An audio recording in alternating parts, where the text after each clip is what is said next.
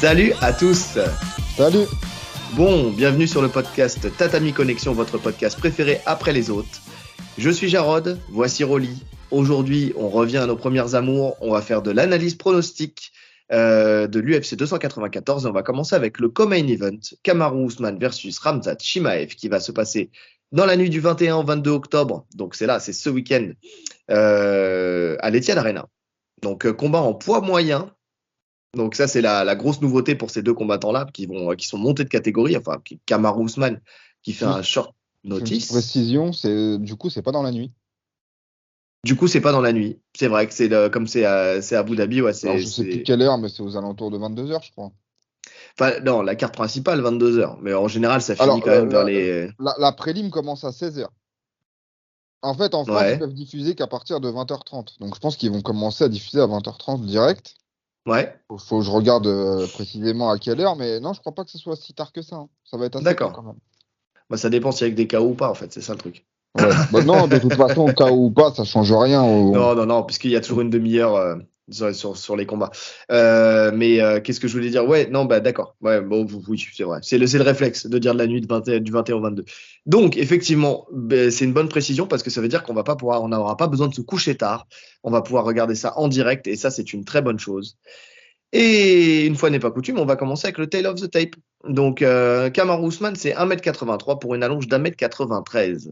Il a 20 victoires, 9 KO, 1 soumission et 10 décisions. Et 3 défaites, un KO, 1 soumission et 1 décision.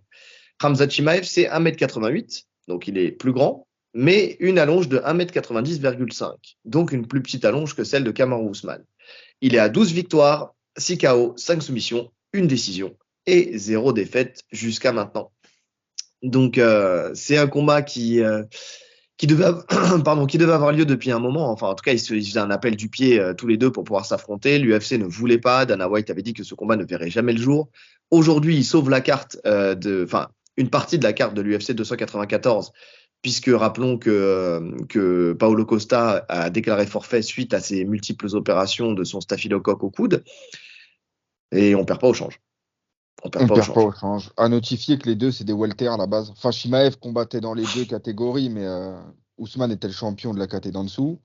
Ils auraient pu se rencontrer pour la ceinture, hein. Ça s'est pas fait parce que Chimaev, il y a eu trop d'absence. Il y a eu une Covid, il y a eu plein de choses qui l'ont freiné. Donc là, il se retrouve dans la catégorie du dessus. Ouais. Donc il y a ça à prendre en compte. Ouais, exactement. Bah, les deux, hein, de toute façon, parce que Les c'est deux, pareil, hein. Ousmane. Alors, Ousmane, il a déjà combattu dans cette catégorie-là, mais c'était il y a très, très, très, très, très longtemps. Donc, aujourd'hui, il recommence. Enfin, en tout cas, il essaye Ouais. de creuser son trou dans cette catégorie-là, vu Et en qu'il a tout cas, perdu son titre. dans sa carrière de lutte, il était à 84, voire même à 93, Ousmane. C'est Oui, pour ça oui. que, je sais plus dans quel podcast j'ai entendu ça, mais il disait que c'est pour ça, Ousmane 84K, son Instagram, c'est ça. C'est parce que dans sa carrière de lutte, il était à ce poids-là. Oui. Donc, il a l'habitude enfin, il avait l'habitude, en tout cas, d'œuvrer dans cette catégorie. Donc, oui, je disais qu'il voulait faire son trou. Il en profite pour faire son trou dans cette catégorie-là, parce qu'on l'a dit, ce combat, le vainqueur aura le title shot. Donc, ça veut dire tout simplement que s'il arrive à gagner contre Khamzat Chimaev, derrière, il va affronter Strickland pour la ceinture. Et potentiellement, il a un style qui peut lui permettre d'avoir le double champ. Donc, double champ. Il l'a Et déjà donc, battu, surtout dans la catégorie welter. il l'a déjà battu. Même si Donc, Strickland a évolué, hein, mais bon, il partira avec un avantage psychologique quand même. ouais, je suis d'accord. Et donc ouais, non, c'est une bonne chose pour lui parce que bon, ça dans sa legacy, ça serait quelque chose, un tampon qui rajouterait, étant donné qu'il a raté le fait d'être le meilleur dans sa catégorie originelle et dépasser Georges Saint-Pierre dans le nombre de défenses de titre, où il était juste aux portes de battre ce record. Là, il irait chercher un double titre, donc ça serait très bien pour lui et sa legacy et finir sa carrière en beauté. Pardon. Donc, commençons, une fois n'est pas coutume, par la boxe. On va suivre l'ordre, hein. On va commencer avec Ousmane. Donc, Ousmane, c'est une des meilleures boxes anglaises de l'UFC grâce au travail de Trevor Whitman. Donc, déjà, ça, c'est un truc à notifier tout de suite. C'est que au fur et à mesure du temps, sa boxe s'est améliorée, notamment sa boxe anglaise, et qu'on a vu que ce n'était plus qu'un lutteur qui venait faire de la lutte à la cage et qui pouvait pourrir des combats et gagner à la décision, mais il était capable de mettre KO, notamment avec ses jabs déjà. Mais c'est possible grâce à sa grande force qui est le travail de placement, en fait. La grande force de Trevor Whitman et par extension des gens qu'il coach. Le placement des pieds, Ouais, c'est chirurgical.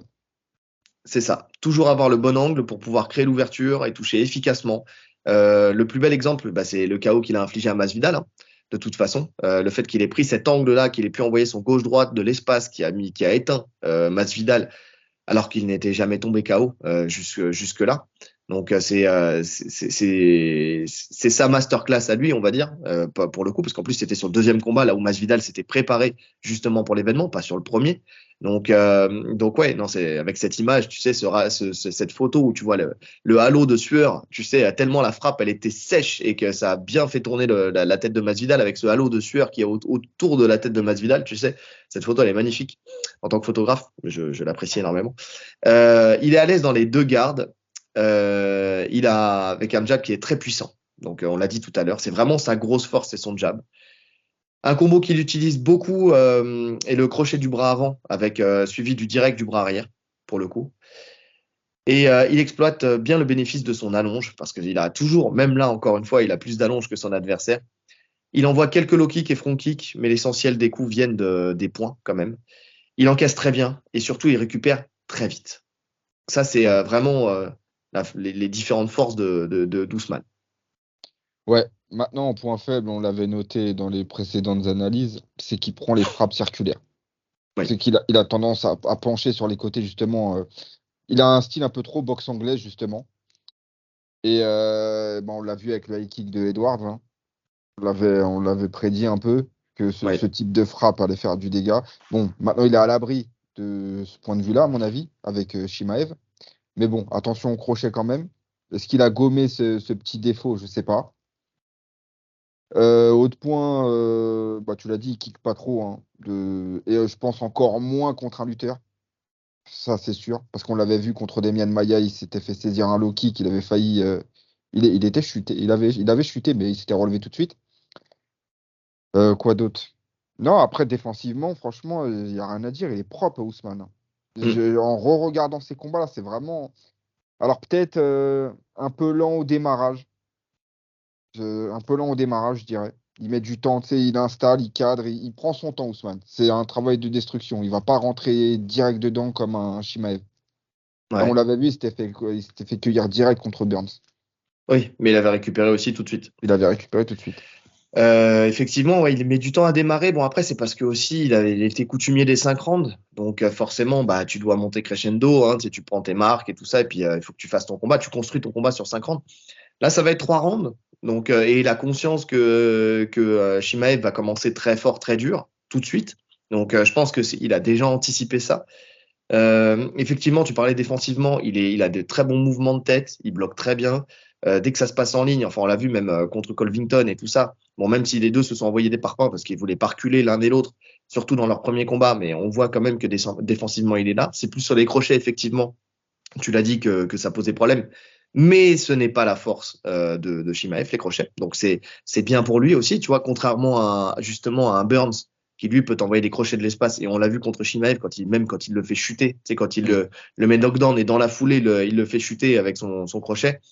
C'est plus et tu retrouves plus ça chez d'autres adversaires. Là avec Shimaev, normalement ça devrait pas poser plus de problème que ça. En tout cas la puissance de ses crochets, parce que c'est quelqu'un de puissant Shimaev, mais la puissance de ses crochets ne devrait pas normalement poser problème et ne devrait pas éteindre.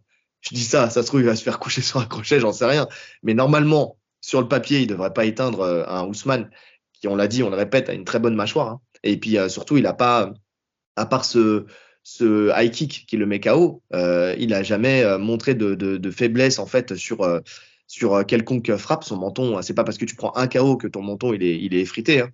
Loin de là, parce qu'il a pas pris non plus énormément de coups dans sa carrière. C'est plus le high kick de toute façon qui aurait éteint n'importe qui. Et puis on connaît la force de frappe de Leon Edwards là-dessus. Donc voilà. Après, bon, est-ce que ça peut être un chemin à exploiter par Shimaev? Je sais pas. Tu sais, les styles font les combats. Le style, en fait, cette feinte de Léon Edwards, c'était quelque chose qu'il avait déjà fait, notamment contre Belal Mohamed. Et c'est pour ça qu'on avait évoqué le fait que justement ce KO était potentiellement faisable. Maintenant, on sait que c'est pas le style de Chimaev. Donc non, je vois pas, je vois pas le KO arriver de cette manière-là, en tout cas, pour le coup. Je pense plus que ça va être un combat justement de direct, entre guillemets, plutôt qu'un combat de saloon où les mecs vont envoyer des crochets. Même si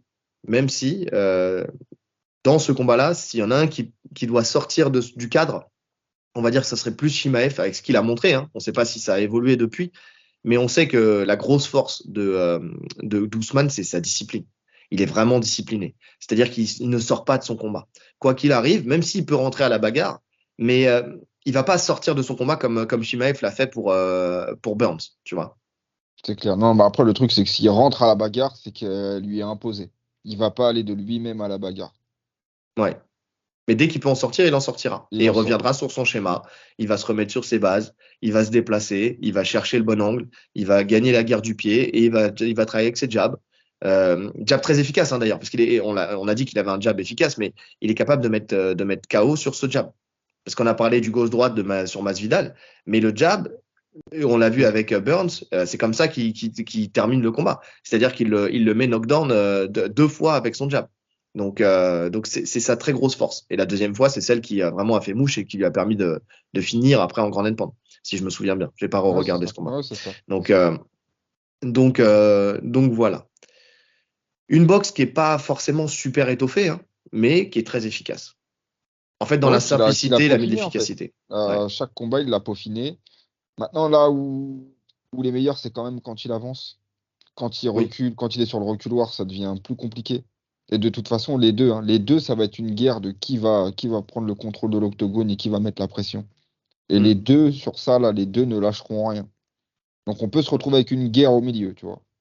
Comme ça a été le cas avec Covington dans le premier combat. C'est ça. Ouais, non, je suis d'accord. C'est exactement comme ça que je le vois. On parlera de la lutte tout à l'heure d'ailleurs, mais oui, je vois plus une guerre debout qu'une guerre de lutte particulièrement. Moi, enfin, je vois plus la partie boxe être mise en lumière dans ce combat-là. Je sais pas. On en parlera après. On en parle après. On a fait le tour sur M. Ousmane? Ouais. Donc, Khamzat Chimaev. Eh bien, tu viens de le dire, hein, boxe en pression, il connaît pas la marche arrière. Il boxe aussi dans les deux gardes. Mais dans les deux gardes, le point qui est le plus dévastateur, c'est le plus dangereux, c'est son point droit, effectivement, qui génère le chaos, en fait. En jab, quand il est en gaucher, et en direct ou en uppercut, quand il est en droitier. Donc, quand je dis uppercut, moi sur mes notes, j'ai mis des guillemets. En fait, pourquoi j'ai mis des guillemets sur le uppercut? Parce que c'est pas un véritable uppercut, en fait. C'est un espèce de jab remontant, tu sais. De toute façon, quand tu regardes bien, c'est rare sont les fois où il twiste le poing. En fait, il a tendance à boxer avec le poing en ligne, tu sais, un peu à la mexicaine, tu vois, avec son jab et tout ça, où vraiment il va pas twister, mais vraiment il va rentrer avec le poing pouce vers le ciel, quoi. Vous voyez, pour ceux qui écoutent en podcast audio. Donc, petit doigt vers le sol, pouce vers le ciel. Il va pas twister pour que sa main soit parallèle avec le sol. Donc, ce qui permet, en fait, ces frappes-là ont deux utilités. Bah déjà, moins de largeur, donc ça passe plus facilement dans la garde. Et en plus de ça, moins téléphoné. C'est-à-dire que quand on twist, en fait, l'épaule part en avant, là où avec un jab justement en directement avec la main qui ne twiste pas, il est plus masqué. Parce que l'épaule rentre moins en ligne de compte, en fait. On voit moins l'épaule partir avant que la frappe ne se fasse. En fait, quand on vient twister, il faut que l'épaule monte, le coude s'ouvre, et ensuite, je twiste mon poing pour venir frapper. Le cheminement du bras, c'est ça. Quand c'est en direct, quand je rentre, en fait, juste à m'avancer, à mettre ma phase en fait d'accélération, boum, et j'envoie mon jab directement. Donc c'est bien aussi, c'est ce qui surprend les adversaires de Chimaev. D'autant plus qu'on l'a dit, hein, quand même, il arrive à générer énormément de puissance sur ses coups directs. Mais vraiment sur ses coups directs. Ouais. En fait, le truc qu'il faut se dire, c'est que sur un grand nombre de points, ils sont similaires. Ils sont très similaires. C'est essentiellement de la boxe anglaise. Leur force, c'est les coups en ligne. Un bon jab, un bon 1-2. Très peu de kicks. Shimaev, il envoie quelques low kicks aussi, quelques front kicks, mais c'est pas pour faire mal en fait. Tu vois, des fois, il balance un front kick pour te faire un peu reculer, mais c'est pas. Tu sens que c'est pas des coups qui peuvent être décisifs. Ouais. Donc finalement, ils ont plus ou moins le même style. À la différence que je pense que Ousmane est un peu au-dessus dans ce style, dans ce qu'ils font. Maintenant, il a quand même la puissance pour éteindre n'importe qui, je pense, Shimaev. Sur sa droite, ça se voit qu'il fait très très mal. Ouais. Non, je suis d'accord. Mais ça va aussi avec son relâchement, c'est-à-dire que sa boxe, elle est très relâchée. Il va vraiment au bout de son mouvement. En fait, tu sais, il va vraiment aller au maximum de l'extension de son bras, même de l'épaule, tu sais, pour gagner encore de la distance. En fait, c'est ça qui rend son jab très, très efficace. Mais en fait, il cherche La- vraiment, comme on dit, à te traverser, tu vois. Il cherche c'est vraiment à ça. traverser ta tête. Ouais, mais en boxe, en fait, la puissance vient dans le relâchement. Si vous crispez, il n'y aura pas de puissance. Il faut vraiment se relâcher. Et il le fait vraiment très bien. Dans ses combinaisons, il envoie souvent son bras avant, bras arrière, en ligne, quand il est en droitier. Et il envoie son bras arrière suivi du crochet du gauche quand il est en gaucher. Non, qu'est-ce que je raconte? Du crochet du gauche quand il est en droitier. Pardon, excusez-moi. Je reviens.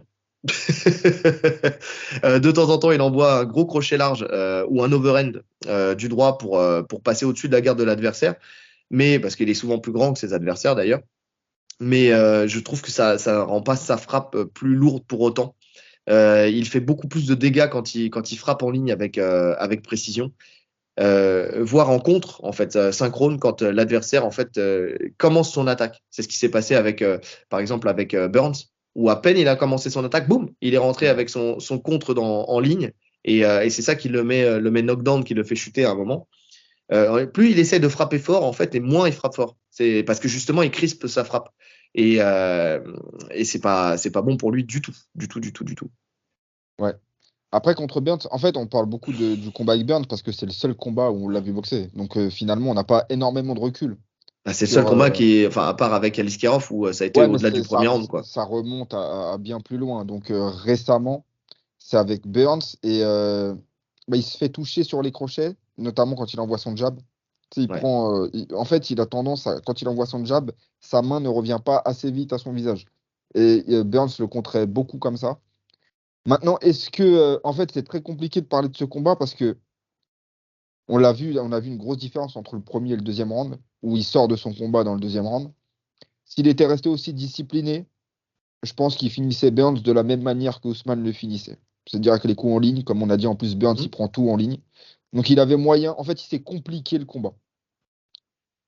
Oui, oui, Mais, oui, mais mais c'est un facteur qui est économiquement, important. ouais, bien C'est un sûr. facteur qui est important parce que pourquoi il est sorti de son combat? Parce qu'il a été grisé par la bagarre, en fait. Et parce que surtout, pour lui, il n'arrivait pas à installer son jeu, tu vois. Donc, il a voulu en fait en finir, mais il a voulu en finir de la mauvaise manière.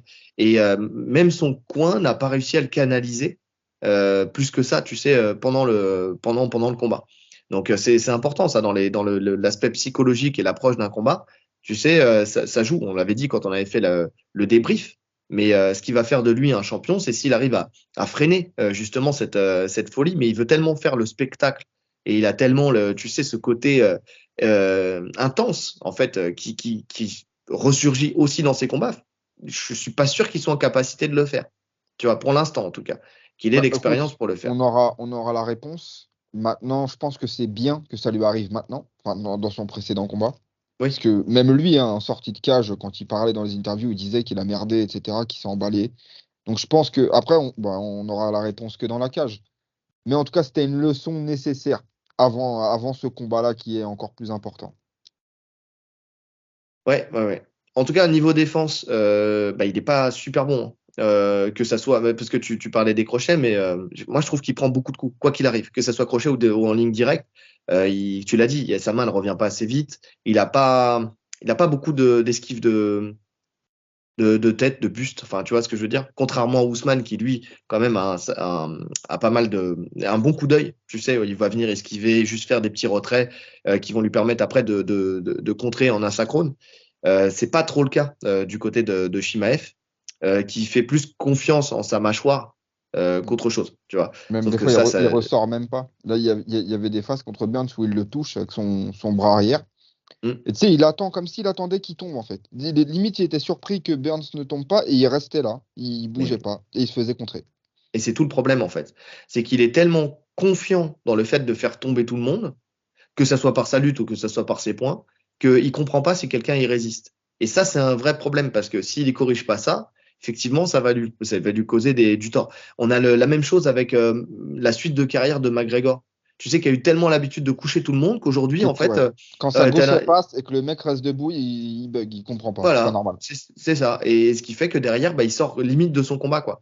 Parce qu'il s'acharne sur sa gauche et justement, au lieu de travailler et de varier ce qui faisait sa force à l'époque, et ben là, aujourd'hui, il s'acharne sur la gauche. On a quand même réussi encore à caser McGregor dans un podcast. Ah, t'es fort, t'es fort. Non, mais non, c'est juste que c'est juste qu'il a coché plein de cases et donc on peut faire des parallèles avec lui assez souvent. Mais pour le coup, oui, c'est le problème de Chimaev. Donc il faut qu'il fasse moins confiance en sa mâchoire. S'il est discipliné, tout se passera bien. S'il n'est pas discipliné, effectivement, je mets encore plus une pièce sur Ousmane au niveau boxe. Tu vois. Ouais. Est-ce qu'il y a quelque chose à rajouter sur la boxe de M. Chimaev? Non, on peut passer à notre favori sur cette partie. Tout à fait. Et donc? Je pense que les gens ont compris. Hein. Je pense que c'est Kamaru, dans le sens où c'est quasiment le même style, sauf que Kamaru est un cran au-dessus dans tout, en fait. Un cran au-dessus dans tout et surtout, il sort pas de son combat, quoi. Il est discipliné. On sait qu'il a l'expérience et qu'il va rester dedans, focus. Voilà. C'est même si on pourrait nous mettre, tu sais, en parallèle le fait qu'il ait pris ce high kick en fin de cinquième round, machin. Bon, c'est arrivé effectivement. Il a eu ce petit moment où peut-être qu'il est sorti un peu de son cadre, qu'il voyait le combat un peu trop beau pour lui et que voilà. Mais je pense pas qu'il prendra Chimaev à la légère parce que la différence c'est qu'Edwards il l'avait déjà battu. Donc là comme il lui a roulé dessus sur 4 rounds et demi, il s'est dit bon c'est dans la poche. Là Je suis même Chimaev, pas sûr qu'il s'est dit c'est dans la poche, hein, parce que de toute façon, on l'avait vu, c'est vraiment son erreur habituelle, ce truc. C'est juste Edwards qui l'a exploité parfaitement. ouais mais il a relâché, il a déroulé en fait. C'est plutôt dans ce sens-là. C'est qu'à la fin, souviens-toi dans le cinquième round il déroule un peu, tu vois. Il est plus aussi incisif que dans les autres rounds. Pas qu'il soit relâché, mais plus dans la gestion. Et quand tu es dans la gestion, souvent, c'est là où il va y avoir l'accident. Tu vois, s'il avait maintenu la pression comme il l'a fait sur les autres rounds, ce high kick, ça se trouve, n'aurait jamais eu lieu. Ouais, possible. Tu vois. Donc là, par contre, il sait qu'il a beaucoup à gagner et gros à perdre sur ce combat. Donc je pense qu'il sera vraiment très discipliné. La lutte. Alors, Ousmane, c'est une énorme takedown défense. Alors, avant, j'avais mis 100%. C'est plus le cas maintenant, puisqu'il a pris un takedown. Donc, je crois que ça fait qu'il a un ratio de plus de 97% 97 égal. Bon, ça reste la meilleure takedown défense de l'UFC. Parce que même si, comment il s'appelle, Chimaev, justement, n'a pas été amené, ce n'est pas encore comptabilisé parce qu'il n'a pas assez de combats à l'UFC. Je crois qu'il commence à 20. Ouais, non, c'est 20, c'est 20 tentatives de takedown. Voilà, il faut défendre 20 tentatives de takedown. Donc, personne n'a vraiment tenté de l'amener, Chimaev. Donc, c'est qu'il n'a pas laissé le temps. Ouais, c'est surtout que dès le début du combat, le mec te plonge dans les jambes. Donc, bon. Non, il n'y a que Burns, en fait, qui a essayé de l'amener. Et qui a presque réussi. Enfin, presque réussi. Qui l'a déséquilibré, en tout cas. Ouais. Donc oui, mais bon, ça reste un monstre en takedown défense. Donc c'est ça qui va être très intéressant dans ce combat. Moi, c'est plutôt ça qui m'intéresse dans ce combat pour Moi le aussi. coup. Moi, il n'y a que ça qui m'intéresse. J'espère qu'on verra de la lutte. Ah, on va en voir. Ça, par contre, c'est sûr. Ça, c'est une certitude parce que Chimaev, automatiquement, il attaque la lutte sur n'importe qui. Oui. Maintenant, j'espère qu'on va en voir beaucoup. J'espère que c'est pas, s'il se fait contrer une fois, ça va partir en combat de boxe, tu vois. Ça m'embêterait. Comme il a l'habitude de faire en général. C'est ça le truc. Il lâche l'affaire très facilement parce qu'après, il a confiance dans sa boxe aussi. Mais oui, j'espère qu'il y aura un peu plus d'harcèlement niveau lutte, quoi, pour voir s'il peut faire craquer justement Ousmane. En attaque, il utilise beaucoup le snatch single. Donc le snatch single, c'est quoi? C'est quand il vient se pencher en avant, saisir le creux du genou, dit creux poplité, un petit peu d'anatomie, ça fait jamais de mal, et pour tracter la jambe. On sait très bien que c'est une technique qui est très efficace parce qu'il évite les contres, en fait, parce que tu peux pas sprawler sur cette technique. Mettre un coup de genou sur cette technique, ça reste aussi très compliqué parce que ça va très vite, en fait, de chute en descendre. plus, il reste quand même assez loin et étant donné qu'il a des très longs bras, finalement, il n'a pas à se pencher plus que ça. Ouais, donc c'est exactement ça. Et puis en plus de ça, derrière, si ça rate, bon bah il revient dans sa posture et il n'y a pas de moment en fait propice à exploiter pour son adversaire avec cette technique-là. C'est aussi un moyen de préserver ses genoux parce qu'il faut le rappeler, ça c'est un gros sujet sur Kamaru Usman, c'est que ses genoux sont morts à cause de la lutte complète. C'est pour ça qu'il ne shoot plus ou très peu. Donc voilà, on sait que c'est quelqu'un qui, en temps normal, dans la vie de tous les jours, a beaucoup de mal à se déplacer même parce que justement ses genoux le font souffrir atrocement. Donc voilà, maintenant dans les combats, ça n'a jamais été quelque chose de déterminant. Hein. Il n'a jamais montré un signe de faiblesse avec Ça ses s'est genoux. jamais senti et pourtant il en a pris des gros low kicks et des side kicks par Leon Edwards. Il n'a pas flanché. Donc Ouais. finalement, je me demande à quel point ses genoux sont morts, tu vois, parce qu'on entend beaucoup ça. Mais à quel point ça veut dire quoi, avoir les genoux morts? Parce qu'avoir les genoux morts, pour moi, tu peux pas encaisser tout ce qu'il a encaissé contre Edwards. Ça dépend en fait de quelle est la nature de la douleur en fait. Tu vois, dans le sens où ça, on aurait dû ramener Elliot sur le podcast, un élève qui est chirurgien Orthopédiste. orthopédique. Mais tu sais, si tu prends les low kicks, on va dire que c'est plutôt niveau ligament, enfin tu vois ce que je veux dire, ou ménisque, mais dans le sens où si c'est la jambe qui flanche sur le côté, lui, je pense que si c'est juste qu'il ne puisse pas shooter, tu sais, c'est peut-être un problème justement, peut-être du ménisque, bah, le fait de plier sa jambe au maximum, de poser son genou au sol, mais ça peut être peut-être la rotule aussi, je sais pas, peut-être un problème à la rotule, tu sais, sur le fait de poser. Est-ce que son problème de douleur, c'est pas la flexion et l'impact avec le sol, là Ouais. où juste les rotations ne posent pas de problème? Parce que sinon, il serait très embêté aussi dans ses défenses de lutte s'il ne pouvait pas mettre de rotation au niveau de son genou. Maintenant, Donc, est-ce que ça fait juste mal? Parce que c'est possible, hein, que c'est juste une énorme douleur, mais qu'il n'y ait pas un risque que ça lâche. Je sais pas. Parce que on le sent serein sur tout ce qu'il fait, hein. Ah, il est serein sur tout ce qu'il fait. Ouais. Oui, que c'est plus effectivement de la douleur plutôt que d'avoir une contrainte C'est ça. articulaire qui pourrait péter. Et peut-être qu'à chaud, s'il s'échauffe bien parce qu'il a conscience de son problème, on le sait très bien. Hein, tu sais, on a tous des douleurs quand on est à froid. Par contre, dès qu'on se chauffe et tout ça et qu'on chauffe intelligemment, bah, la douleur, elle se minimise voire disparaît. Donc il y a peut-être de ça aussi. Ouais. Ouais. Donc, euh, donc pourquoi pas. En tout cas, il est très fort physiquement. Il est toujours dominant à la cage. On sent qu'il est toujours plus puissant que. Alors, c'était à l'époque dans le reste de sa catégorie. Maintenant, on verra là contre un Shimaev qui sera plein, justement parce que déjà, bon, après, dans la vie de tous les jours, ils font tous les deux à peu près le même poids. Là, c'est juste l'énergie en moins perdue dans le cutting qui fera peut-être une différence, tu sais. Euh, il est tellement facile dans ses contrôles à la cage, parce que c'est sa grosse force hein, jusqu'à maintenant aussi. Hein. C'était Il peut les frapper. contrôles à la cage qu'il peut frapper sans risque l'adversaire, sans que l'adversaire ait un risque de s'échapper, en fait, tout simplement. C'est-à-dire qu'il contrôle d'un seul bras. Donc avec son bras sous l'aisselle et il met sa tête de l'autre côté pour vous bloquer le passage. Avec son bras libre, il frappe essentiellement au corps. Donc c'est un Mm. des seuls qui arrive à faire ça, hein, qui arrive à contrôler. Ses premiers combats, il faisait quasiment que ça, hein. Mm. D'ailleurs, c'était Mais chiant à voir. C'était très chiant à voir. Mais quand il contrôle à la cage comme ça, c'est... il y a peu de gens qui peuvent sortir. il pousse bien aussi avec son bassin, tu sais, avec ses hanches. En fait, il te plaque à la cage, mais avec une force. Ses hanches, tu sens qu'il a une force. De toute façon, son sprawl, hein, quand vous rentrez dans ses jambes, le premier coup de hanche qu'il met, vous sentez que au niveau des hanches, il a une force hors du commun. Mais même contre Demian Maia, hein, tu sais, quand dans le Hmm. premier échange, le premier attaque en lutte, quand il passe derrière, il arrive à passer derrière. C'est Et qu'il a le l'arbitre qui Wheezer. les. Et il a le Weezer. C'est l'arbitre qui va les désincarcérer parce que sinon le combat il aurait pu rester comme ça. Mais tu sens que là où Demian Maia essaie de pousser avec ses hanches, essaie de l'arracher, essaie de se glisser un petit peu pour passer son crochet et aller vers le dos, là où il l'a fait avec tout le monde.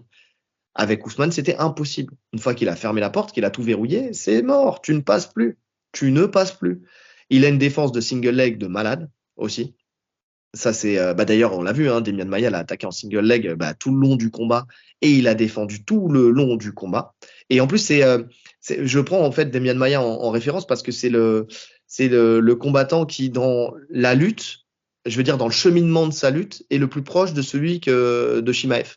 C'est dans Hmm. le sens où il vient chercher single ou double body Et lock il et passe dans après le dos. derrière il va passer dans le dos. Et il le fait à la perfection puisqu'il l'a fait avec tout le monde ou presque. Là, alors avec moins de puissance que Chimaev, mais Chimaev, c'est le même cheminement. Donc, il a prouvé qu'il était capable de bloquer en fait ce type de lutte, cette lutte en enchaînement qui va naviguer vers le dos. Maintenant, on verra sur le rythme que Chimaev va imposer et sur la puissance que Chimaev aura, si effectivement, oui ou non, ça sera. Parce que Chimaev, la différence avec Demian Maia, c'est que Demian Maia, il va insister vers le dos. Là où Chimaev, il va revenir face, il va repartir, il va revenir, il va repartir. En fait, il va faire des va-et-vient qui te désarçonnent. Mais Ousmane, il est serein. Il est toujours serein. Il a des contrôles magnifiques. On sent qu'il panique jamais sur une amenée au sol. Jamais. Même si il tombe au sol, ce qui a été le cas avec Covington, parce que pour moi, le Covington l'a amené au sol. Pour moi, il a 2 takedowns, je veux dire, qu'il n'a pas pu défendre. Même s'il n'a pas été scoré, celui-là, je n'ai jamais compris pourquoi. Mais même s'il chute, il sait parfaitement se relever. En fait, il sait exactement quoi faire. Le whizzer, se remettre sur ses genoux, prendre de la distance, mettre un petit coup d'épaule pour te faire embrasser le sol. Et derrière, il vient, il se relève. Non, mais en fait, il a une grosse variété technique. On voit pas tout parce qu'il n'a pas besoin de tout utiliser finalement. Parce qu'en général, quand il met son whizzer, son coup de hanche et qu'il décale, c'est fini. Il y a plus d'action. Maintenant, on Oui, l'a vu quand même, par exemple, je crois que c'est Covington qui lui met un double leg. Et on le voit oui, faire une défense pure lutte pour le coup, où il vient enrouler Covington. Il accepte la chute et juste il roule avec lui derrière, quoi. Il le balance. Quand on l'avait vu, de toute façon, moi j'ai capté son niveau quand on avait vu, on en parle souvent, mais le drill qu'il fait avec Chandler, ouais. où Il y en a là 2 vraiment pour le coup, tu vois le niveau de malade, quoi. de scramble. C'est fou. C'est fou. Non, non, mais et tout est parfait, tu vois, les saisies de cheville, de pied, les contrôles, il va passer par-dessus, repasser en dessous. Non, Non, non, c'est une lutte de malade. Et voilà, en fait, en MMA, quand on dit bon lutteur, finalement, on voit un centième de ce qu'ils savent faire en lutte pure, tu vois. oui, Mais quand tu les vois dans un combat de lutte, là, tu vois que vraiment, c'est des super lutteurs. voilà.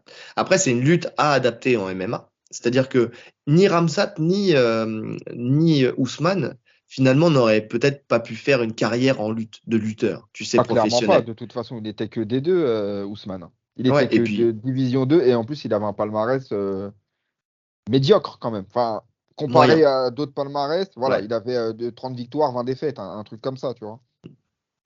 Et Shimaev, c'est pareil. Enfin, être champion de Suède plusieurs fois, bon, même s'il avait eu en junior, tu sais, en Russie, donc Ouais. ses titres, mais sinon être champion de Suède plusieurs fois, enfin, la Suède n'est pas connue pour être la patrie de la lutte.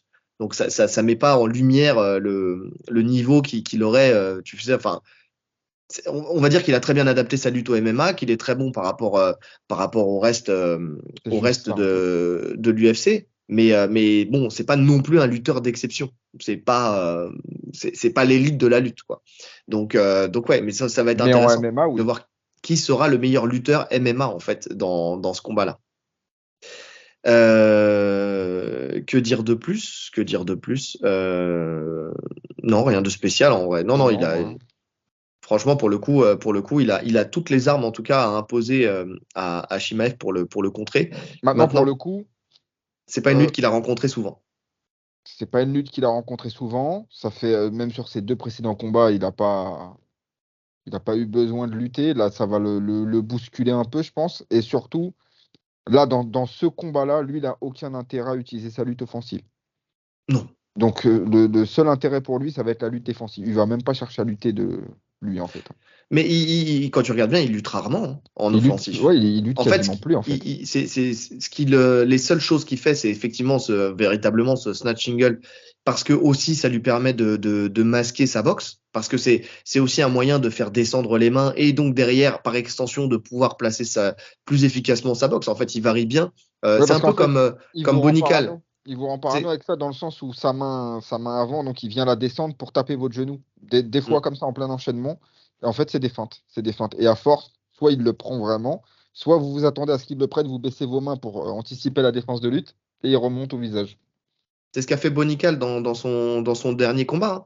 En fait, tu te dis, putain, le mec, si ce n'est le meilleur lutteur de tout l'UFC, et finalement, sa lutte, il l'utilise pour masquer sa boxe. En fait, tu as tellement la crainte de la lutte de Ousmane ou de Bonical que tu surréagis. Et comme tu surréagis, bah, derrière, la boxe se met plus facilement en place. Là, Khamzat ne surréagira pas. En fait, il est tellement serein qu'il sera dans la réaction, mais pas dans la surréaction, quoi. Donc bon, voilà. Monsieur Khamzat Chimaev, donc lui, lutte explosive, c'est peu de le dire. Il descend dans les jambes à une vitesse folle, malgré sa taille. C'est-à-dire qu'il a une faculté à descendre très bas, très vite, et exploser vraiment en ligne droite. En fait, c'est vraiment le tchèque. Il va descendre d'un étage et il va plonger dans les jambes. Et il fait ça 99% du temps, même 100% du temps. C'est sa première action dans le combat. C'est-à-dire que la première des choses qu'il fait, c'est de se jeter dans tes jambes et de tester en fait ta défense de lutte. Si ça passe, derrière, il va te rouler dessus au sol. Donc, c'est vraiment ça. Du double leg, il vient ceinturer en body lock parce qu'il a de l'allonge. En fait, les deux, c'est la même chose. Hein. Quand on a une grande allonge, le body lock, c'est la clé. Il se place directement perpendiculaire à l'adversaire.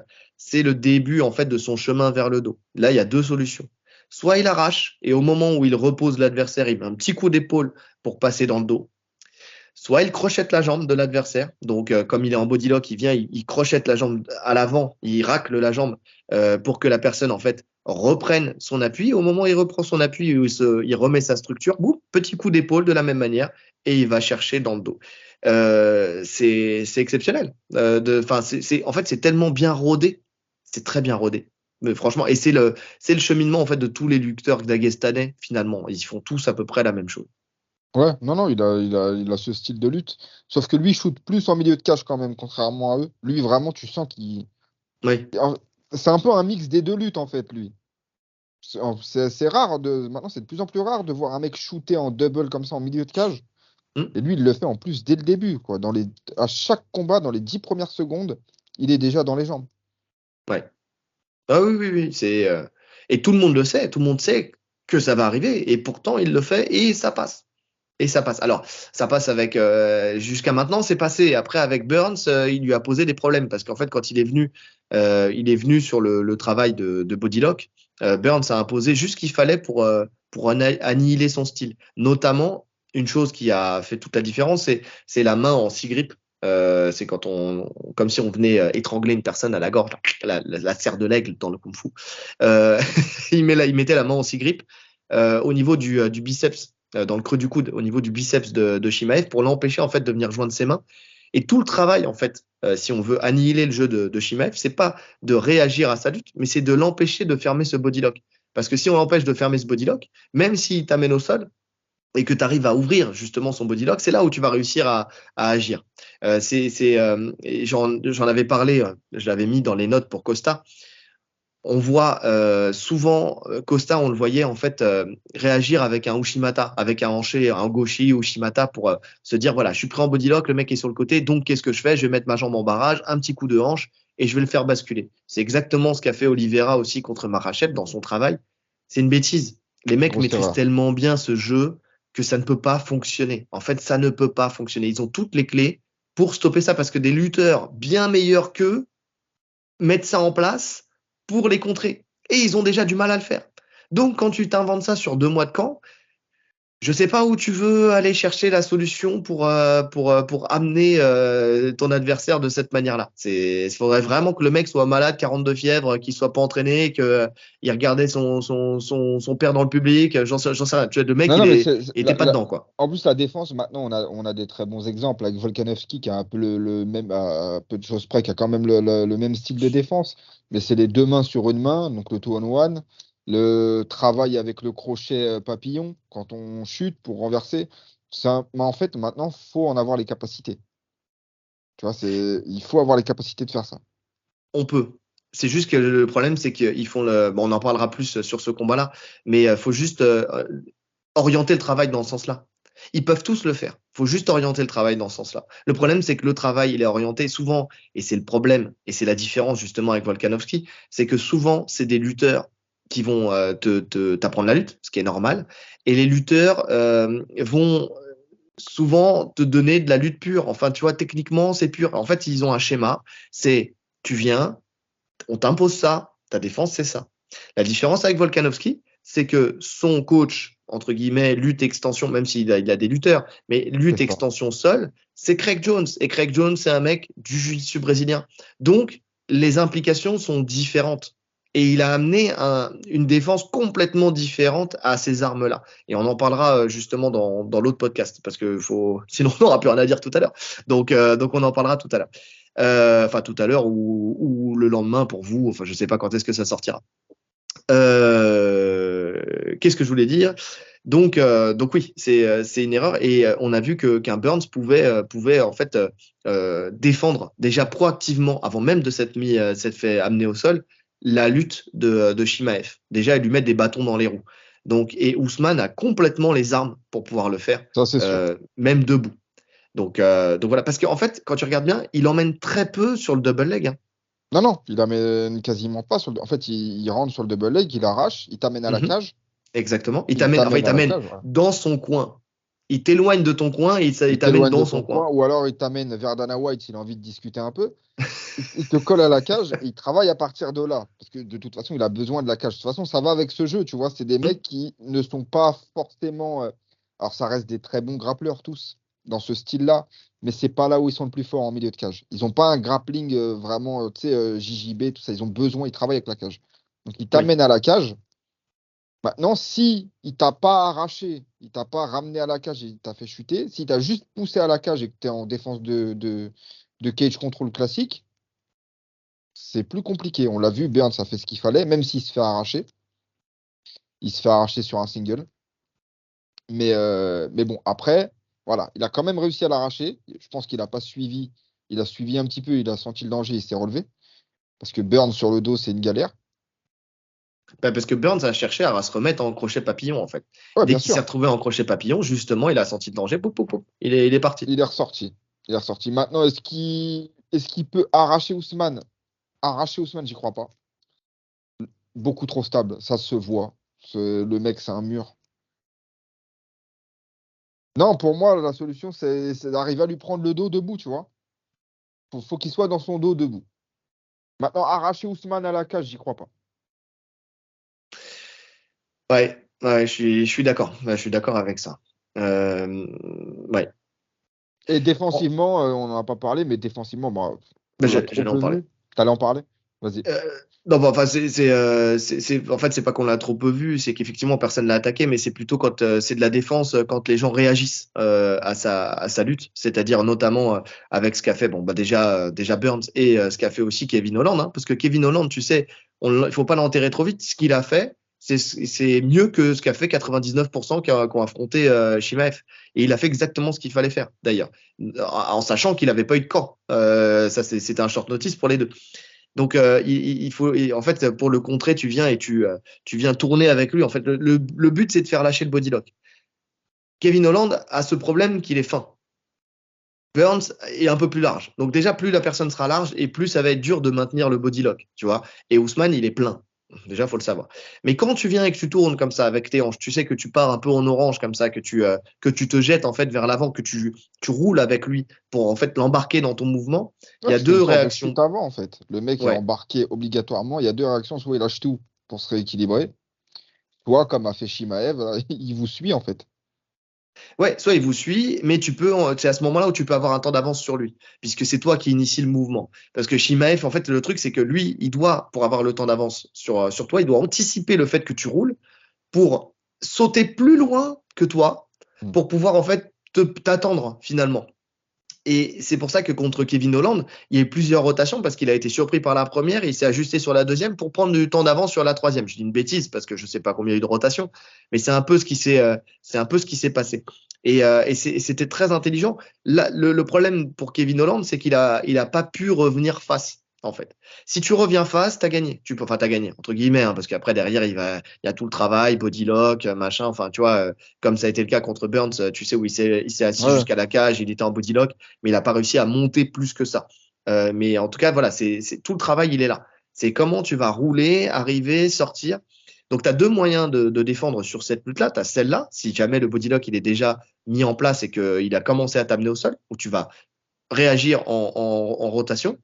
Ou alors, c'est avant le body lock, quand il vient shooter dans la jambe et souvent prendre le single leg, où tu vas te mettre de côté, pousser la tête dans le sol, venir chercher entre les jambes, même peut-être joindre tes mains en saisissant qu'une seule jambe de ton adversaire qui serait encore au sol en turtle, hein, donc à quatre pattes, et pouvoir à ce moment-là, donc tu plies ta jambe en fait entre les jambes de l'adversaire et remonter avec lui pour le mettre sur le dos ou te relever. En tout cas, casser sa structure, casser sa base et casser son single leg dans l'œuf. Donc ça, personne ne lui a fait jusqu'à maintenant. Personne n'était en capacité peut-être technique de le faire jusqu'à maintenant. Ousmane, c'est quelque chose qu'il a travaillé toute sa vie. Ça, il sait le faire. Ça, pour le coup, il sait le faire. Et donc, dès le single leg, il pourrait justement peut-être stopper même si jamais ça va aussi bas, la lutte de Khamzat. Le dernier point de défense de Khamzat, c'est son sprawl. Il a un excellent sprawl. Et surtout, par extension, il vient tout de suite être offensif sur la soumission. Ah oui, le bras-tête. Sur le bras-tête, et avant le bras-tête, il prend un gable grab en mettant la pression, tu sais, sur la nuque de l'adversaire pour le faire chuter sur le flanc, et derrière, boum, il attaque sur le bras-tête. Avec ses longs bras, c'est tout indiqué. Ouais, non, mais ça colle avec son style, hein. C'est l'agressivité en personne. C'est-à-dire que ce soit en boxe, que ce soit en lutte, que ce soit sur les soumissions, dès qu'il y a quelque chose qui traîne, il va essayer de le saisir. Ouais. Maintenant, mettre un bras-tête à Ousmane, je pense que ça s'annonce compliqué. Ne serait-ce qu'en termes de gabarit. Alors, c'est possible, il y a des longs bras, hein. Mais bon, on sait que plus le mec est solide du haut du corps, plus c'est compliqué. Enfin, je pense que ça va être compliqué. Et puis, t'es sûr compliqué?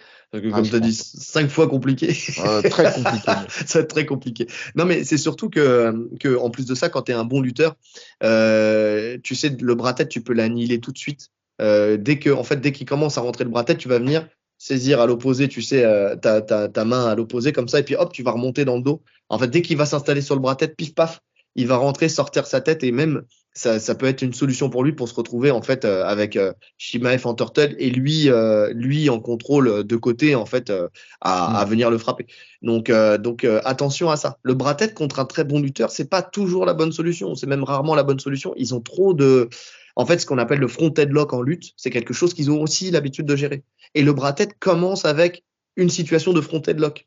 Donc, très rapidement, hop, ils vont venir chercher, ouvrir le coude, prendre le bras à l'opposé, venir chercher le triceps, tirer vers le bas, et l'autre main va venir loin dans le dos, pouf, et la tête sort directement. En fait, il n'y a plus moyen de la retenir, et tu te retrouves en fait dans une situation de scramble.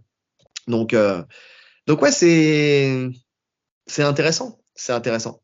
Bah, en fait, c'est la seule zone de combat, la lutte, où je suis vraiment indécis, tu vois. Parce que la boxe, on a dit, c'est Ousmane qu'on voit un peu devant. Le sol, on verra après, mais pour moi aussi, mon idéal est clair. Par contre, la lutte, tant qu'on ne l'a pas vue, on peut que supposer. Alors, je suis d'accord. Même si j'ai pas mis un 50-50, moi, pour le coup. J'ai Non, quand même mis. Non, j'ai pas mis un 50-50. Ah oui. Bah, vas-y. Non, je vais commencer. Tiens, tu as commencé tout à l'heure, je vais commencer là. Moi, j'ai quand même mis Ousmane parce que. Mais je pense que c'est là où toi et moi, on a un point d'accroche où on n'est pas d'accord. Mais j'ai quand même mis Ousmane pour ce combat parce que j'ai pris en référence le combat de Demian Maia, hein, de toute façon, qui est, comme je disais, avec sa lutte. Et puis même, on aurait pu dire Covington. Hein. Mais sa takedown défense, elle est exceptionnelle. Et même s'il y a beaucoup de rythme qui va être mis par Shimaev, je suis pas sûr que techniquement, même on l'a jamais vu face à un lutteur daguestanais, je suis pas sûr que techniquement il puisse lui imposer quelque chose à part sa puissance pour justement le surclasser véritablement en lutte. Et même la puissance, Kamaru Usman, c'est un des mecs les plus puissants de sa KT. Et là, il restera toujours très puissant. Enfin, tu vois, je pense que dans la KT du dessous, les deux, ils étaient peut-être similaires en termes de puissance. Même, je mettrais peut-être un petit plus pour Ousmane. Donc, vu qu'ils montent tous les deux, je vois pas en fait, et qu'ils font le même poids dans la vraie vie, je vois pas où sera vraiment l'écart de puissance de Shimaev. Moi, je le vois pouvoir gérer la lutte. Maintenant, peut-être que je me trompe complètement. Hein. Effectivement, il y a trop d'inconnus. Mais je le vois pouvoir gérer la lutte de Shimaev. Surtout qu'il n'insiste pas, en plus, Shimaev. Bah, en fait, ça se joue sur ça, tu vois. Moi, je pense l'inverse. Mais ça se joue sur le fait est-ce qu'il va insister ou pas. C'est-à-dire que si, effectivement, je dis pas qu'il va le ramener comme tous les autres, ça c'est sûr. Il aura les armes pour défendre au début. Maintenant, en jouant sur le rythme, sur l'agression, sur le fait que de tous les lutteurs qu'il a affrontés, parce que même Covington, il rentre, mais tu sens la crainte. Tu vois, les deux, en fait, se craignaient trop en lutte. Les deux se respectaient grave. S'il rentre comme il rentre d'habitude, Shimaev, pleine balle, et qu'il le répète plusieurs fois, je pense qu'il peut l'amener au sol. Ouais, mais il a montré quand même, Shimaev, qu'il n'insistait pas justement parce qu'il avait, même si d'apparence il est confiant, ça veut dire qu'il n'est pas si confiant que ça. Parce que si tu es vraiment confiant, tu sais, dans le fait que tu peux amener tout le monde et soumettre tout le monde, tu vois, tu as Mais Burns, sur qui il n'insiste pas? Burns, par exemple. Mais parce qu'il n'a pas le niveau au sol pour aller avec Burns. Pourquoi Ah, tu veux qu'il l'amène au mais. sol? Ouais, mais là, il peut très bien se dire que son niveau Il en l'a lui. ramené. Il l'a ramené au sol. Je pense qu'il a tout de suite compris que c'était trop dangereux. On est d'accord. Mais justement, et même si c'est justement ce que j'essaie de dire, c'est que même si d'apparence il est ultra confiant, parce qu'il aurait très bien pu le ramener 1000 fois, tu vois, et derrière, tu vois, sortir, il a Non, mais compris qu'il y avait un risque.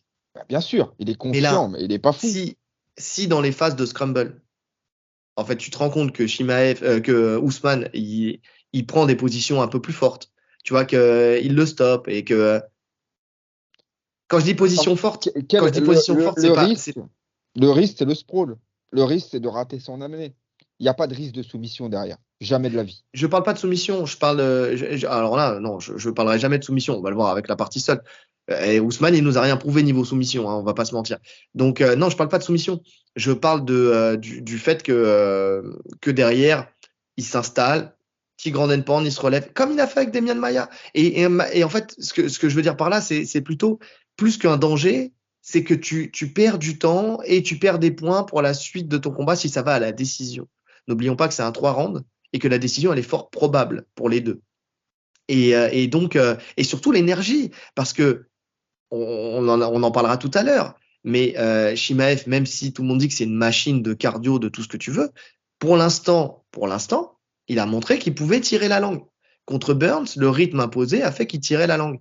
Et même si la lutte, c'est son domaine, et qu'en général, quand c'est ton domaine, bah, tu vis plus longtemps en fait dans ton domaine, hein, niveau énergétique, euh, il peut cramer des cartouches et ça peut influer sur le reste du combat. Là où, en face, tu te retrouves avec un Ousmane qui n'a jamais montré de faiblesse sur 5 rounds niveau cardio. Ouais. Tu vois. Ouais. Ouais. Non, niveau cardio, oui, il peut laisser des cartouches. Donc c'est ça Maintenant, aussi ouais, mais je sur reste persuadé. l'agression. Ouais, ouais, je suis d'accord. Je suis d'accord. Et ça, c'est des réponses qu'on n'aura que là. Mais je reste persuadé, quand je me fais mon cheminement en tête, que s'il l'agresse perpétuellement, il peut l'amener. Bien sûr. Ah, mais par contre, là, je suis d'accord avec toi. Et par contre, je Mais- pense que s'il l'amène, pour le coup, là, il se relève plus. Tu vois, on l'a vu en difficulté au sol avec Edward. Je suis pas sûr que si Shimaev est dans la même position, pour moi, il le fait taper, tu vois. ouais, ouais, je sais pas. Je sais pas. Edwards a eu cette chance que l'amener, alors déjà l'amener d'Edwards, hein, parce qu'on n'en a pas parlé, mais c'est une amenée, effectivement, il l'apprend, mais la manière dont elle se passe, en fait, t'es surpris. Tu viens, t'as un body lock là, qu'il le crochette, il arrive tout de suite en montée. Il y a ça aussi, hein. C'est qu'il faut comprendre que c'est l'amener qui induit le reste et qu'il a ce temps d'avance. En fait, il a eu cette chance qu'il n'a pas eu dans le deuxième combat, hein, par exemple. Donc, il a pas réitéré dans le deuxième combat, il l'a pas amené dans le deuxième combat. Donc, si vraiment il était meilleur lutteur, entre guillemets, il l'aurait ramené une deuxième fois. Parce qu'il y a eu des phases de clinch et il aurait pu le Ah ramener. non, mais personne Mais n'a dit qu'il était meilleur lutteur. non, non, je dis pas ça. Mais tu vois, là, parce que tu parles au sol, comment ça s'est passé après. Il vient, il a le body lock, il le crochette, il arrive en position montée tout de suite. Là, il donne tout. Il sait qu'il a tout à installer. Et Edwards, c'est loin d'être une canette au sol, hein. D'accord. Il vient, il prend la position montée. Bien sûr, Ousmane essaye de réagir, il lui prend le dos, il ne parvient pas à le finaliser. Mais effectivement, il n'a pas réussi à sortir du dos.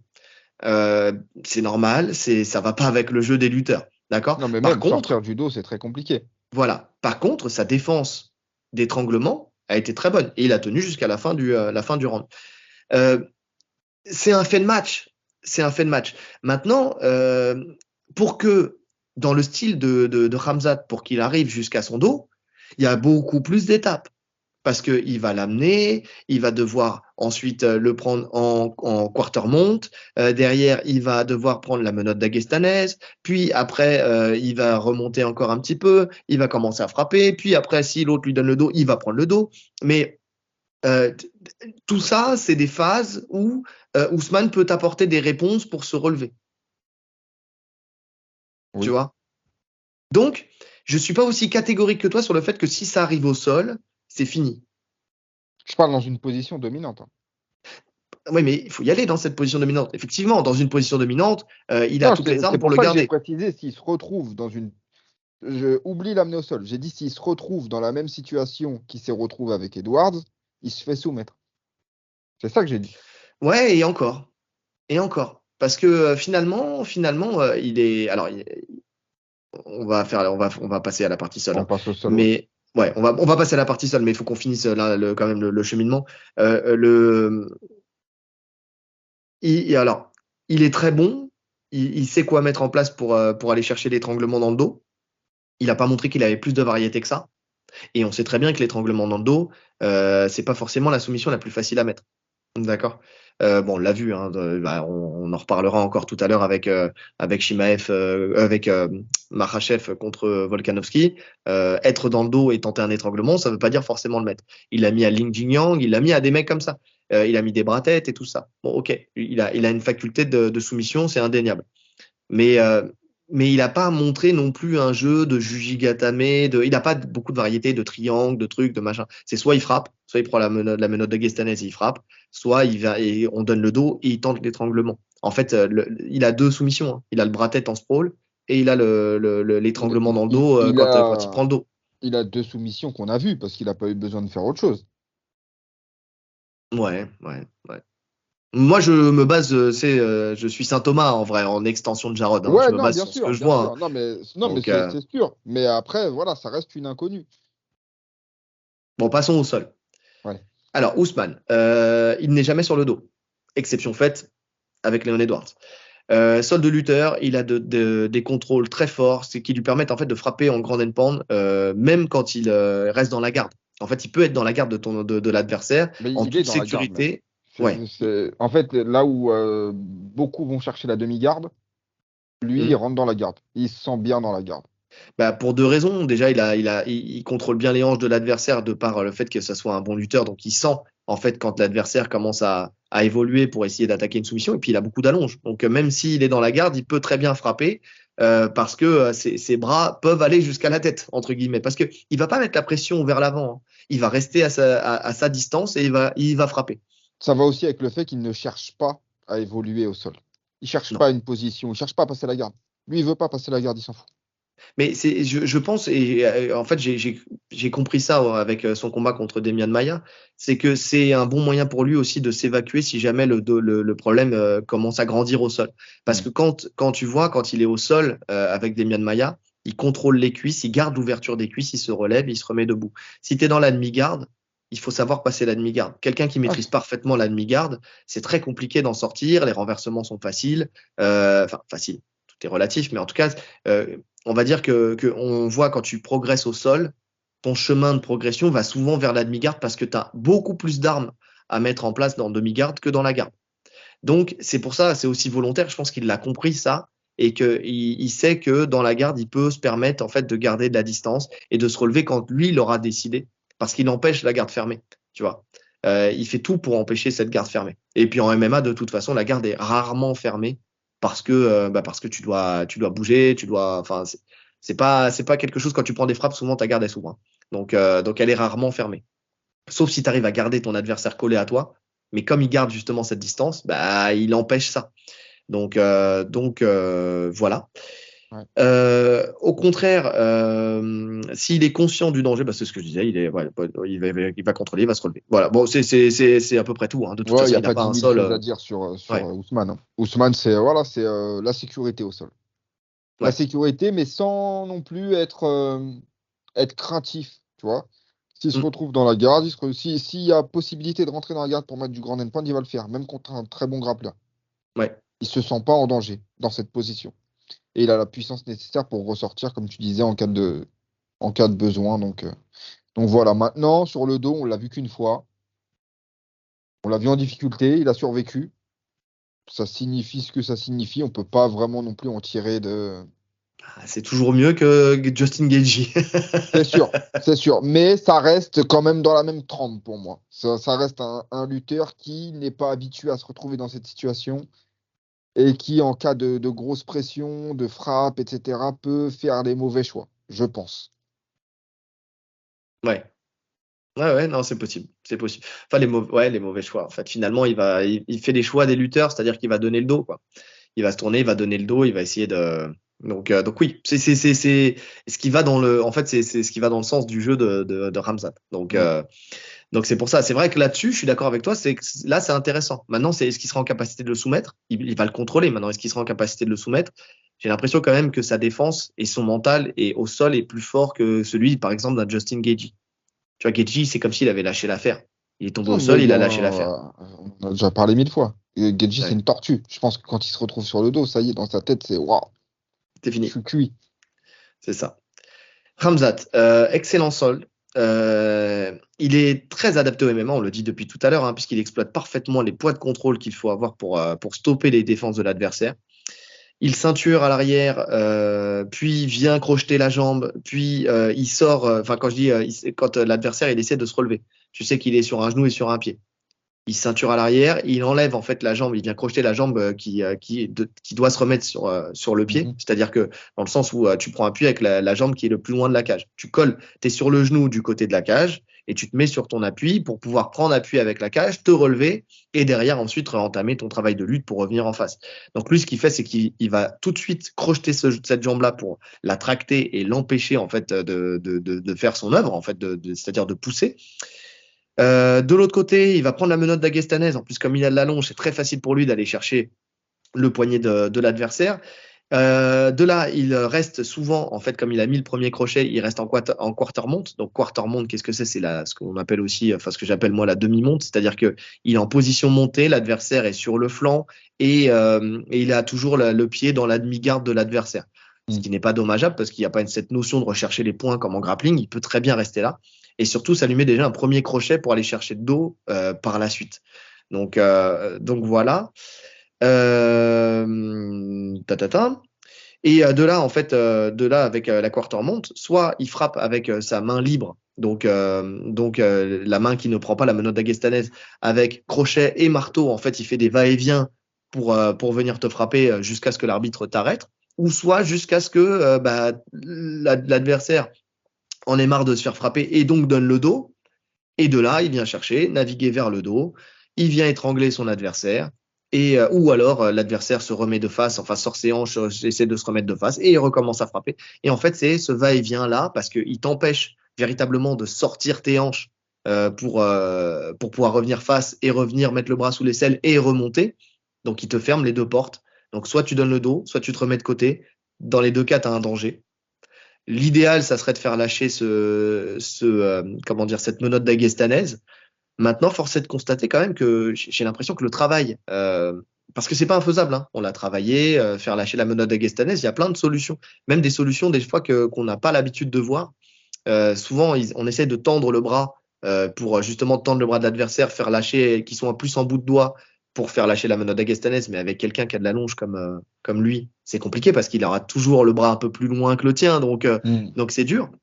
Mais il y a une autre solution qui est pas suffisamment exploitée à mon goût, pardon, c'est de remonter les fesses, de repartir en orange, de s'enrouler avec l'adversaire. Ce que je t'avais fait à toi, ce que j'ai montré à Nora aussi pendant le camp. Et cette méthode-là, mais qui ne sera pas mise en place par Ousmane, hein, ça c'est sûr, mais elle a cet avantage-là que tu reviens au-dessus de ton adversaire. En fait, tu l'embarques avec toi, tu le fais. Ceux qui connaissent le tornado en jiu-jitsu brésilien, c'est un peu le même concept mais pas dans le même sens. Mais tu pars un peu comme en tornado, tu balances l'adversaire avec toi et tu te retrouves face à lui. Et donc la menotte n'a plus lieu d'être quand tu es au-dessus de ton adversaire. Voilà. Déjà pour ça, déjà pour ce cheminement-là. Après, il y a d'autres choses à dire, mais qu'est-ce que tu as rajouté Non, non, bah, comme tu l'as dit, c'est un style assez marqué, hein. Maintenant, on a vu que si tu arrives à contrer ne serait-ce qu'une étape du processus, tu peux annihiler son cheminement. que ce soit le body lock ou que ce soit la menotte, en fait, il faut refuser cette menotte. Donc tout le travail, il est là. Maintenant, on l'a dit tout à l'heure avec son travail de sprawl qui conduit on va pas en reparler, hein, mais au bras tête, enfin ouais, au bras tête. Dart choke, hein, il choisit. Hein. Il choisit Ouais, pas la Dark. l'anaconda, il Non, non, choisit c'est la la Dart Dark. choke. Ouais. C'est la La Dark. Maintenant, différence. cette position, Bah, Ousmane ne va pas shooter, donc il y a peu de chances qu'il s'y retrouve, sauf si c'est dans un scramble. Mm. Mais bon, on l'a dit, il y a peu de chances que ça aboutisse à quelque chose. Bon, Oui, parce au que niveau Kevin défense de Holland, Ousmane. Kevin Holland, c'est pas sur un shoot où il la prend.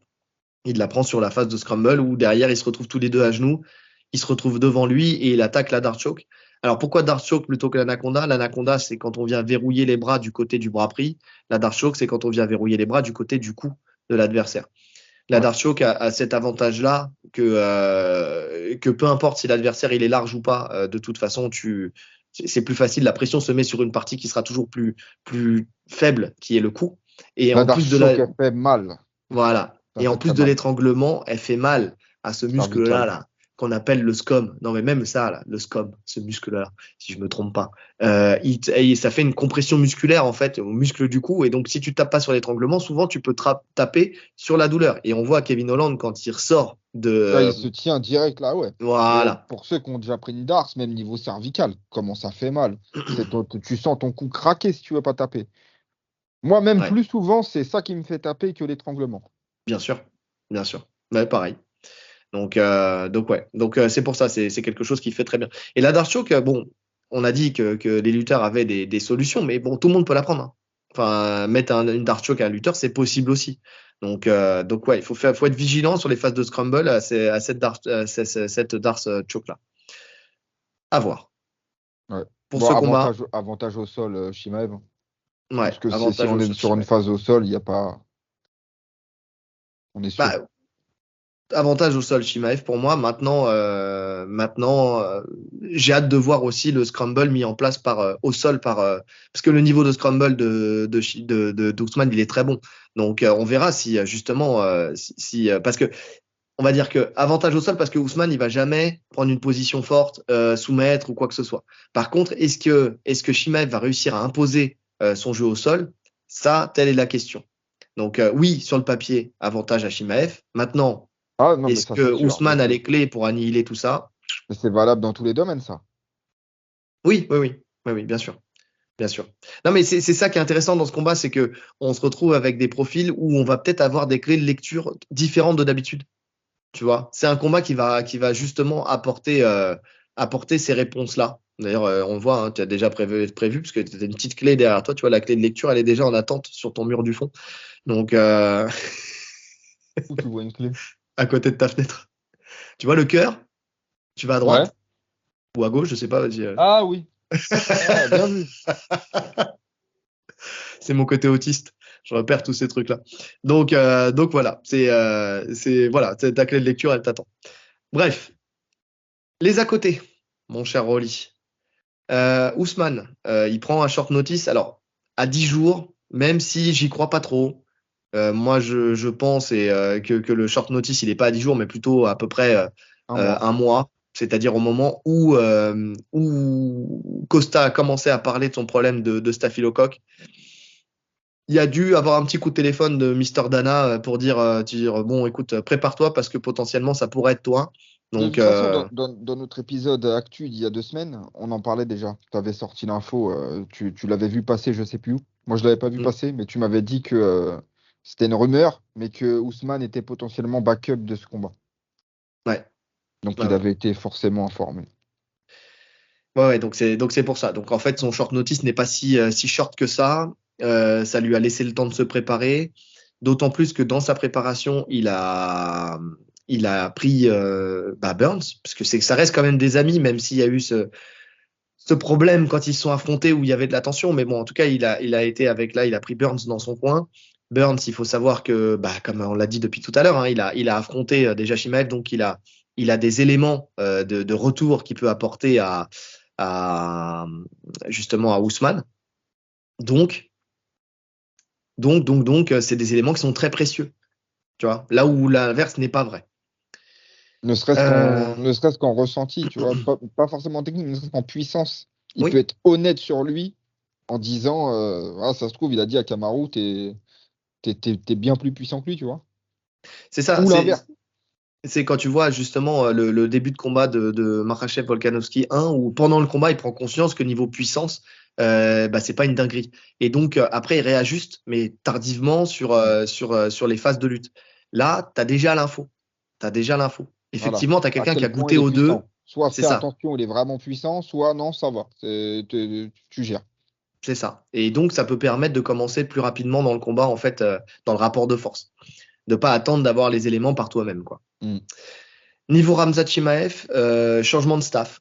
C'est le seul truc, c'est le changement de manière de s'entraîner. Il s'entraîne à Abu Dhabi. Visiblement, il fait moins de prépa physique qu'avant, donc peut-être moins surentraînement. Visiblement aussi, alors ça c'est les dires de Clément Marcoux qui était là-bas que quand il entraînait Baki, parce qu'ils étaient dans le même hôtel et donc comme il était avec Baki et donc ils étaient dans le même hôtel. Non mais je mets des guillemets en fait. Pourquoi je fais ça? Parce que je mets des guillemets parce qu'il est tellement, tu sais, il a tellement été imprégné par ce camp sur le fait d'être avec eux, de dire que c'était une dinguerie, de dire que ceci, de cela, que c'est un animal, machin et tout ça, que il se laisse embarquer. Et c'est tout ce qui fait son charme, mais dans son envolée lyrique où il déifie un petit peu Et puis, de toute façon, Shimaev. je pense que c'est pareil pour tout le monde. Quand tu assistes à un camp de quelqu'un et que tu oublies complètement l'autre partie, tu oublies que le mec en face il s'entraîne aussi dur, etc. C'est Tu ça. t'as vu que lui s'entraîner dur, bah, tu te dis, allez, c'est pour lui, tu vois. Et je pense qu'on est un peu tous comme ça. Ouais. Non, moi je suis très honnête. Oh non, Nora, j'ai dit qu'elle allait se faire fumer. Bon, elle a gagné, finalement elle a gagné. Mais Par pour moi, elle allait se accident. faire fumer. Par accident. Parce que c'est du vol, c'était à l'UFC Paris, c'est pour ça. Donc voilà, quoi, c'est tout. Il faut pas chercher plus loin. C'est béret baguette. C'était une décision béret baguette. Donc, J'ai vu ça. ah ouais, vraiment? Il y a eu ça? Ouais. Ah bah putain, je l'ai sorti comme ça, mais je savais pas qu'elle était sortie. Donc, donc on va voir ce changement de façon de s'entraîner, si ça va le canaliser, s'il aura plus d'énergie, si dans sa boxe il sera peut-être plus discipliné, à voir, à voir. Mais c'est une inconnue, c'est vraiment une inconnue. À Maintenant, voir. le truc à noter, c'est que ça fait combien de temps qu'il n'a pas combattu? Un an, Shimaev. Ouais. Un an pile ou plus? Je sais pas. Un an avec la TVA ou sans la TVA? Attends, en fait, je cherche, mais je. Parce que ouais, ça fait un moment qu'il n'a pas combattu. Mais ouais, c'était contre Kevin Holland. C'était contre Kevin Holland. Ouais, En short c'était en notice, en catchweight, enfin, avec beaucoup d'éléments qui ont fait que quoi. septembre 2022. Donc, ça fait plus d'un an. Ça fait un peu plus d'un an. Ça fait un an et un mois, quoi. Ouais. Mais bon, Ousmane, Bon, après, c'est un c'est. habitué, j'ai envie de te dire. Il combat pas énormément sur ces derniers temps, Ouais. Chimaev. Ousmane, il est sur 2 défaites. Donc lui aussi, psychologiquement, ça compte quand même, hein.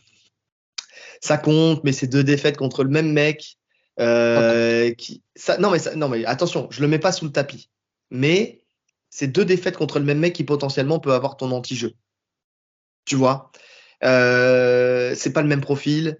Ousmane, c'est quelqu'un qui a de l'expérience, qui avait déjà connu la défaite. C'est ça aussi la différence avec Shimaev, c'est que lui, il avait déjà connu la défaite. Il s'était déjà fait étrangler en début de carrière. Ah, Donc, bah, il en sait ce tout que c'est début de que carrière. Non, certes, mais il sait ce que c'est. Il sait ce que c'est que de perdre. Tu vois, ça l'a pas empêché derrière de faire un run de folie et de devenir un monstre dans sa catégorie, tu vois. Donc, c'est-à-dire qu'il sait se relever d'une défaite. Tu vois, c'est pas, je pense pas que Et de psychologiquement ça va l'atteindre. 2 défaites, il sait ou pas? Contre le même mec.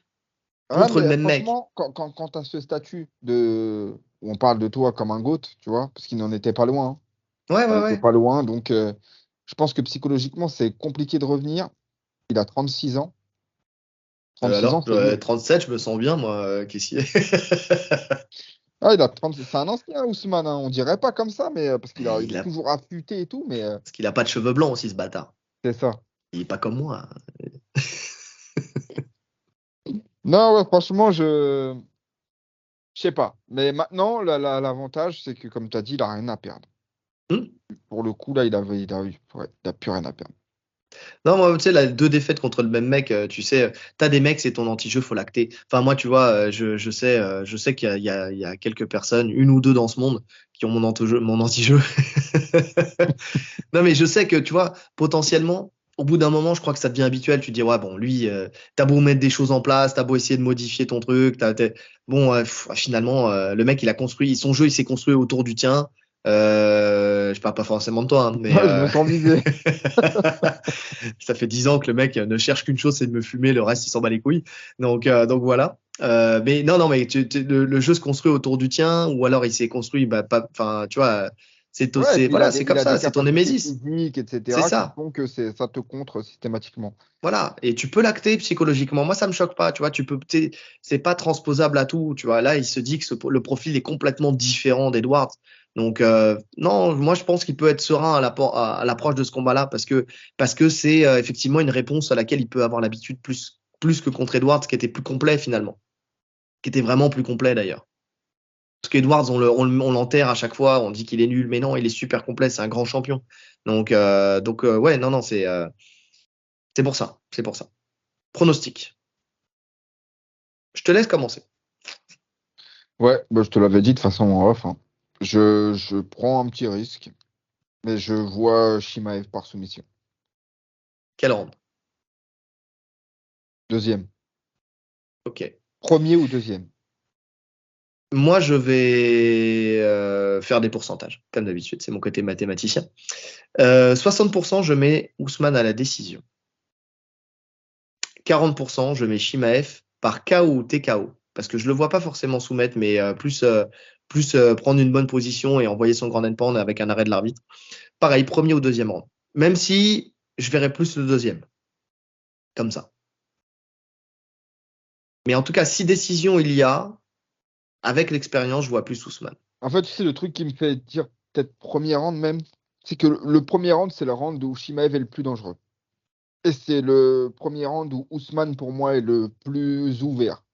Tu vois, on a dit qu'il démarrait doucement. Quand il Mhm. se fait cueillir contre Berne, c'est au premier round. Quand il se fait amener au sol contre Edwards, c'est au premier round. Donc je me dis que s'il l'agresse tout de suite, et c'est ce qui va se passer, potentiellement, il peut le finir au premier round. Je pense que plus le combat dure, plus à l'expérience, Ousmane va s'imposer. Ça, c'est sûr. Ouais, non, mais je suis d'accord. Moi, c'est plutôt sur le côté échange. En fait, moi, c'est même pas sur une phase de lutte que je vois ça. Moi, je vois sur un échange debout, une frappe qui touche, qui sonne Ousmane, et derrière, après, il fait sa continuité au sol, il le contrôle bien, il envoie le grand endpoint. C'est plutôt le cheminement que je le vois plus comme ça. Et je sais pas pourquoi, mais je le vois pas forcément, moi, sur le premier round. Je pense que justement, il va être ultra conscient, tu sais. Je sais pas, je sens que là, justement, il a conscience qu'il doit laver son honneur et que il va être tout de suite vraiment dedans, quoi. Un peu moins comme avant où il était dans la nonchalance. Et puis sur Burns, c'est encore un cas différent parce il y avait un facteur qu'on n'a pas dit, c'est que c'était deux très bons amis et que les deux, quoi qu'il en transpire, parce que c'était peut-être plus flagrant sur un Burns qui est peut-être plus émotif, mais je pense que les deux, l'un comme l'autre, ils n'avaient pas forcément envie de s'affronter. Et que c'est pour ça aussi qu'il lui est pas rentré dedans tout de suite. Enfin, tu vois qu'il était un peu plus sur la retenue dans le premier round. Je prendrais pas en fait ce combat-là comme référence parce que il peut être, tu vois, contre Covington où justement il était beaucoup plus, il avait plus l'envie de le battre. Tu vois, dès le début il est dedans.